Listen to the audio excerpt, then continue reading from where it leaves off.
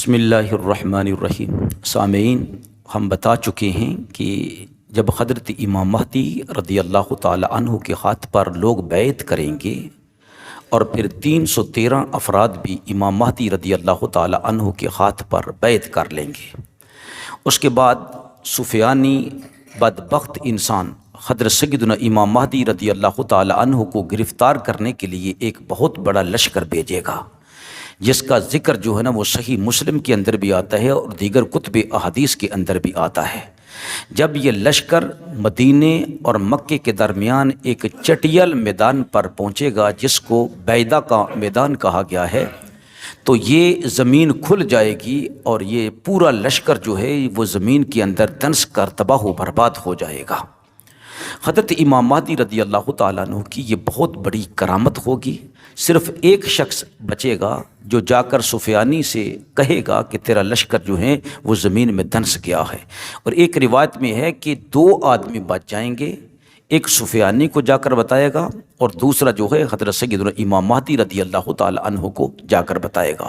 دنیا پر یہ بالکل واضح بات ہو جائے گی کہ امام برحق حضرت سیدنا امام مہدی رضی اللہ تعالی عنہ ہی ہیں۔ اس واقعہ کو سن کر پھر شام کے ابدال، عراق کے اصائب اور اولیاء مصر جو ہیں آ کر حضرت سیدنا امام مہدی رضی اللہ تعالیٰ عنہ کے ہاتھ پر بیعت کر لیں گے۔ پھر آئے دن لوگ جوم در جوم حضرت امام مہدی رضی اللہ تعالیٰ عنہ کے ساتھ عقیدت رکھنے والے امام مہدی رضی اللہ تعالیٰ عنہ کے ہاتھ پر بیعت کرتے جائیں گے اور امام مہدی رضی اللہ تعالیٰ عنہ کے لشکر میں شامل ہوتے جائیں گے۔ اس سے قبل ہم آپ کو بتا چکے ہیں پچھلی ویڈیوز میں کہ حضرت امام مہدی رضی اللہ تعالیٰ عنہ کے ظہور سے کچھ قبل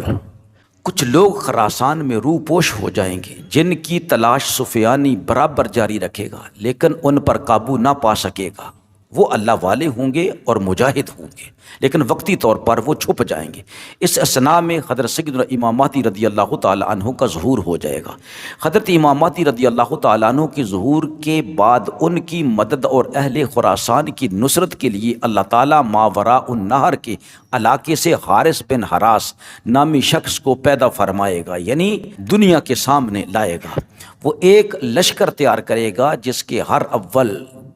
دستے کا افسر جو ہے وہ منصور نامی شخص ہوگا۔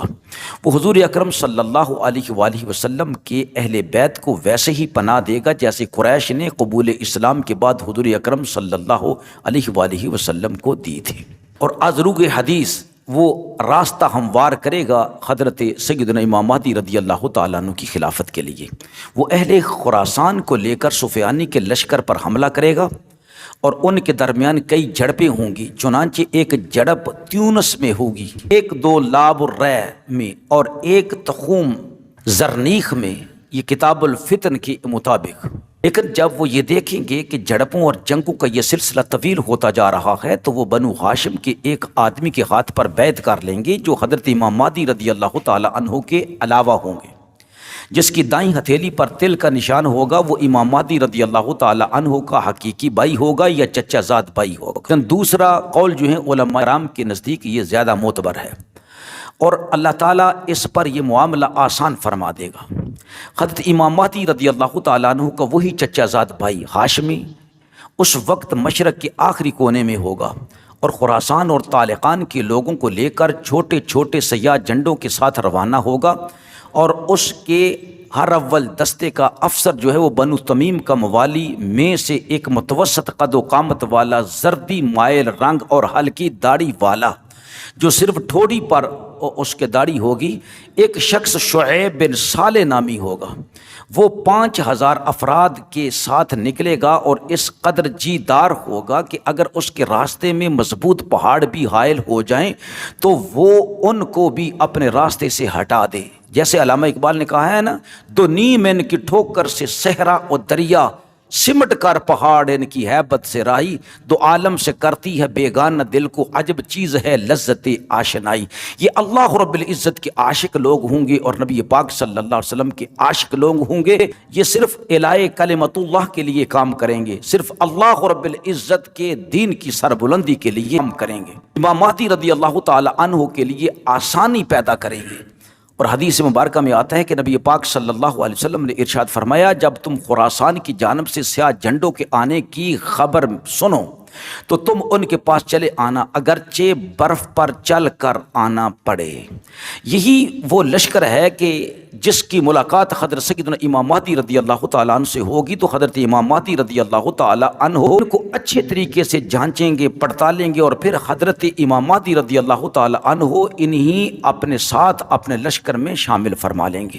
یہی لشکر ہے جو امام مہدی رضی اللہ تعالیٰ عنہ کی بہت ساری فتوحات میں آپ کا جو راست بازو ہیں وہ بنیں گے۔ حضرت امام مہدی رضی اللہ تعالی عنہ کے یہی افراد جو ہیں وہ پکے مسلمان ہوں گے کہ وہ دن کے وقت تو اللہ کے شیر ہوں گے، غازی ہوں گے، اور رات کے سمے اللہ رب العزت کی عبادت کرنے والے عبادت گزار ہوں گے۔ یہی ہوں گے جو حضرت امام مہدی رضی اللہ تعالیٰ عنہ کے لشکر میں شامل ہو کر ایک ہی لشکر بن جائے گا۔ اور کہیں آیا ہے کہ یہ وہاں سے چلیں گے سیاہ جھنڈے لے کر، اور ایلیا کے اندر آ کر جھنڈوں کو نصب کر دیں گے، ان کے سامنے کوئی ٹھہر نہیں سکے گا۔ یہی ہیں جو حضرت امام مہدی رضی اللہ تعالیٰ عنہ کے ساتھ مل کر ظالم سفیانی کے خلاف جو ہے نا وہ جہاد کریں گے، اور سفیانی جو ہے وہ بھاگ جائے گا۔ پھر حضرت سیدنا امام مہدی رضی اللہ تعالیٰ عنہ سے عرض کی جائے گی کہ آپ ان کو گرفتار کروائیں اور سفیانی کا گردن جو ہے وہ کاٹ دیں۔ حضرت امام مہدی رضی اللہ تعالیٰ عنہ فرمائیں گے کہ نہیں،